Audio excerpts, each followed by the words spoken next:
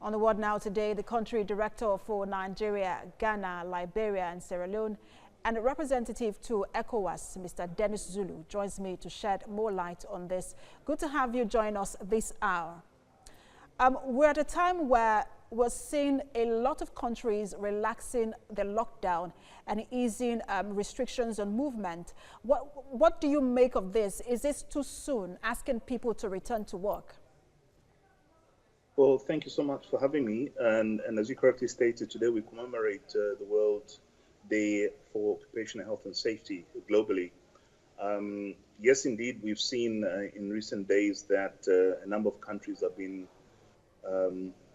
letting people start going back to work and loosening really the lockdowns. And I must say that this is really dependent on the situation, because as you know, the different situations across the world in terms of how serious the pandemic is. Obviously, concerns have been raised about whether this is the right time to do so. But as I'm saying, that this is really dependent on what stage of the pandemic each of the countries in. But aside from that, I think various things need to be taken into consideration, and I'm sure countries across the world, and even as recent as yesterday, the president of Nigeria clearly articulated the plan specifically for the three states, Ogun, Abuja, and Lagos, that were severely affected, and this will be lessening the lockdown stuff. But I think it's important that and the governments and the workers take into consideration the serious need to do an assessment, first of all, to determine whether going back to work, the prerequisite safeguards have been put in place to ensure that the safety of workers is guaranteed when they return to the office. So given the fact that this is now the case, we need to be working collectively to ensure that we have the additional safeguards, especially for those who are consistent in contact with people. And I'm referring to places such as shops and markets where there are a lot of people frequenting these places, whether we need to do something in addition to what has been prescribed other than the masks and the safe distancing. All right, so you talked about markets and shops. Well, we know that in that speech, because you're referring to Nigeria, but in that speech yesterday, the president also said that some selected businesses can resume on Monday and work between 9 a.m. to 6 p.m. But we know that most workers in developing countries don't have any form of insurance cover, and then no sort of risk assessment has been done in this organization. What sort of danger do you think this portends? Well, definitely this is quite serious, and I think we, as you correctly started off, we need to think about primarily about our health workers who've been doing a tremendous job to ensure that the people who fall sick are well taken care of. In the case of many African states, and especially in sub-Saharan Africa, we do not have very extensive insurance schemes that take care of our workers who are infected by occupational diseases and accidents. But I think this gives us also an opportunity to relook the systems that we have in place in terms of ensuring that the workers basically are, first of all, protected. And I must say here that the responsibility of protecting the workers not solely with the employer, but the worker themselves, by being made aware of the sort of dangers and the diseases that may be affecting the workplace. But also in countries like Nigeria, there's been attempts by governments through the establishment of requisite institutions such as the National Social Insurance Trust Fund in the case of Nigeria, which deals with occupational incidents and accidents. So we're a bit concerned that indeed, especially those workers in the informal economy who do not have direct cover for occupational health and safety incidents, even for some private sector companies.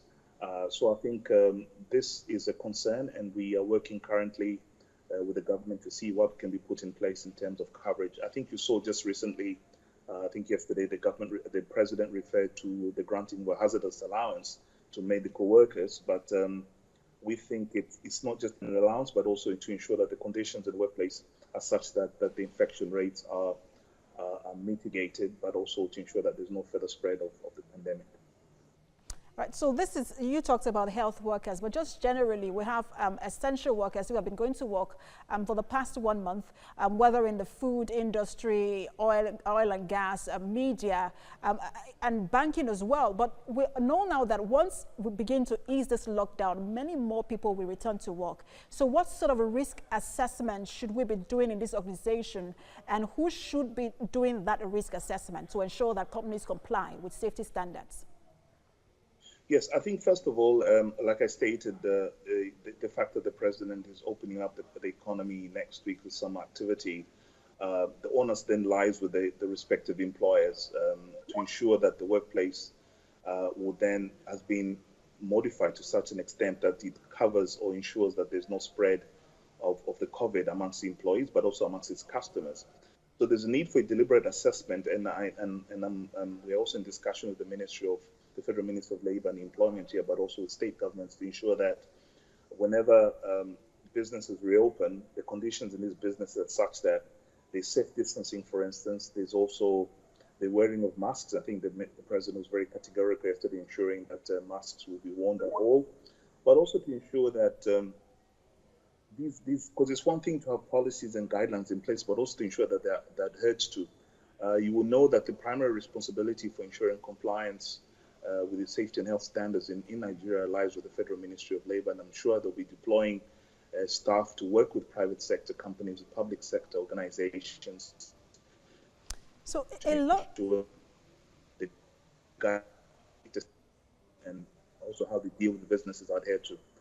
But of course, that's something we should all be responsible for as people who live in Nigeria, but also as citizens of Nigeria, to ensure that we take the safety and health situation as our own personal responsibility. Absolutely. We see now that a lot of people are surprised by this. Whilst there were warnings of this pandemic some years ago, but organizations didn't believe that this could affect or impact, how the operations within their organization. Do you think that this would change how organizations see safety at the workplace? Oh, yes, definitely. I mean, over the years, the record for many African countries in terms of safety and health have not been excellent. There's been a lot of work that has been done in Nigeria. In the past few years, we've been supporting the revision of occupational safety and health policy, and I'm glad that's been finalized now. I've also been looking at legislation to ensure compliance with safety and health standards. It's therefore important that we work towards ensuring, first of all, sensitization of all workers and employers on what their responsibilities are, but also to ensure that in future pandemics such as the one we're currently facing, we prepare adequately for them. I think there's been enough warning in the past few years on possible pandemics occurring across the world, but I think there hasn't been sufficient attention paid to putting into place prevention measures. It's not just COVID, but if you look back at statistics on safety and health in the workplace across sub-Saharan Africa, there have been many accidents and many cases of diseases being spread in the workplace without sufficient responses from all those concerned. So I think they also give us an opportunity to reflect as people responsible for the workplace as to what we can do better to ensure the safeguarding of health and safety of our workers. Country Director for Nigeria, Ghana, Liberia, Sierra Leone, and representative to the ECOWAS, Mr. Dennis Zulu. Thanks for talking to TVC News. And now to Libya, where